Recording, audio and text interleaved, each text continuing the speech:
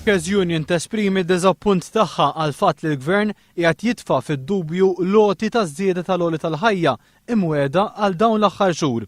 Fl-istess ħin qalet li l-Gvern ma naqas li jdaħħal fis-seħħ miżuri fiskali li żiedu l-ispiża tal-ħajja fosthom billi żied it-taxxa fuq il-fuel u approva prezz ogħla tal-gass.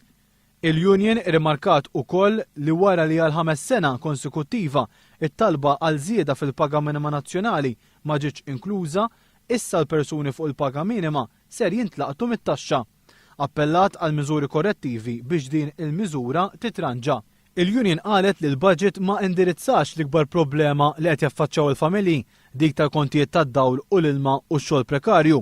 Qalet li l-proposti li resqet għat-titjib fil-kwalità tal-ħajja tal-ħaddiema u l-pensjonanti fosthom tal-aġġustament tal-għoli tal-ħajja u dwar il-pensjoni lanqas ma ġew inklużi fil-budget li ppreżenta l-Gvern.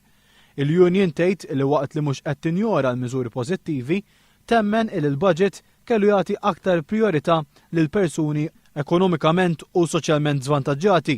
Il-Kunsill Nazzjonali huwa tal-fehma li bl-atteġġament tiegħu li jwarrab il-proposti tal-General Workers Union, il-Gvern reġa' tapprova oħra tal-mod diskriminatorju li bih ilu jitratta lill-Union għal dawn